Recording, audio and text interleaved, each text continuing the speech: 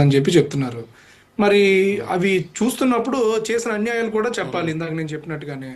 ఇంకోటి, కొత్తగా పార్టీ పెడతానంటే అది చీలికి తీసుకురావడానికి కాదు సార్, ఒక షెల్టర్ ఏర్పాటు చేయడానికి. అంటే ఇప్పుడు వైసీపీ నుంచి వీడిన నాయకులు టీడీపీకి కానీ, జనసేనకి కానీ, బీజేపీకి కానీ చేరితే కూటమి బలపడుతుంది. కూటమి బలపడకుండా ఉండడం కోసం, కూటమిలోకి వాళ్ళు వెళ్లకుండా ఇది ఆల్టర్నేటివ్ ఒక పవర్ సెంటర్ గా ఉండడానికి విజయసాయి రెడ్డి ప్రయత్నిస్తున్నాడేమని చెప్పి ఒక కోణంలో ఆలోచించాలి. ఎందుకంటే విజయసాయి రెడ్డి గారు పబ్లిక్ గా వచ్చి జగన్మోహన్ రెడ్డి చేసిన అన్యాయాలు, పార్టీలో చేసిన ఈ సైకో ట్రీట్మెంట్ ఏదైతే ఉందో అవన్నీ బయట మాట్లాడకపోతే ప్రజలు నమ్మరు, అతనితో కూడా నడవాల్సిన నాయకులు కూడా నమ్మరు. కాబట్టి విజయసాయి రెడ్డి గారు తక్షణమే ఆయన చేసిన అన్యాయాల గురించి మాట్లాడాలి.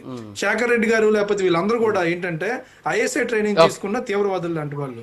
వీళ్ళు ఏంటంటే ఎంతసేపు జై పాకిస్తాన్ అనే టైప్ మాట్లాడతారు, ఇండియా గురించి మాట్లాడడానికి వాళ్ళంతా ఆమోదించరు, వాళ్ళ మెదడు కూడా స్వీకరించదు. కాబట్టి ఎంత మనం మాట్లాడుకున్నా జగన్మోహన్ రెడ్డి వైసీపీ పార్టీ ఎన్ని ఆ పార్టీ గురించి గొప్పగా చెప్పుకుంటారు, ఆ ప్రభుత్వ పరిపాలన గురించి గొప్పగా మాట్లాడుకుంటారు. కూటమి ఎంత మంచి పని చేస్తుంది, కూటమి ఎలా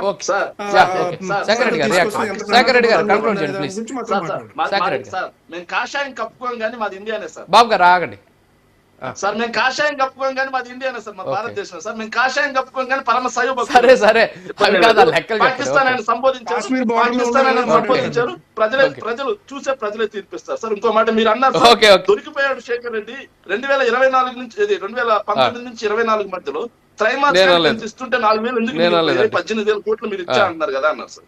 సార్ 3,900 కోట్ల రూపాయలు బడ్జెట్ అవసరం సార్ ఏడాదికి. వసతి దీవెన, విద్యా దీవెన రెండింటికి కలిపి సార్ 3,900 ఇంటూ 5 సంవత్సరాలు లెక్కేయండి సార్, 19,500 కోట్లు సార్. మరి మేము చెల్లించింది ఎంత సార్? 18,663.44 కోట్లు సార్. ఇక్కడ తప్పు లెక్క ఎక్కడుంది? నెక్స్ట్ ఇంకో మాట సార్, మరి మీరే చెప్తున్నారు కదా మరి 4,271 కోట్లు చెల్లించాలని మీరే చెప్తుంటారు. మరి 4,270 కోట్లు మీరే చెల్లించాలని మీరే చెప్తున్నారు, కూటమి అదే చెప్తుంది, అధికారంలో ఉన్నటువంటి వాళ్ళు చెప్తున్నారు. తర్వాత ఒక్క నిమిషం సార్. సార్ ఇది తెలుగుదేశం పార్టీ అధికారంలో నుంచి దిగిపోయడానికి మాకు అప్పచెప్పినటువంటి బకాయి సార్ 63,724 కోట్ల రూపాయలు మొత్తం.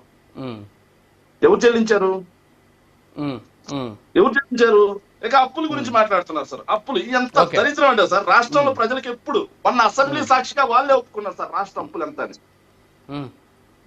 రాష్ట్ర అసెంబ్లీ సాక్షిగా అది మళ్ళీ లెక్కల గురించి ఖచ్చితంగా శేఖర్ రెడ్డి గారు తోటి ఖచ్చితంగా డిబేట్ చేయాలి, ఖచ్చితంగా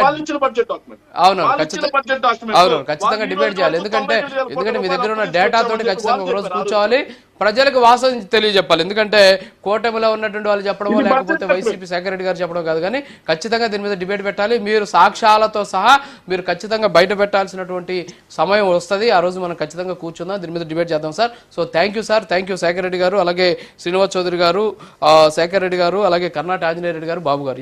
ఈ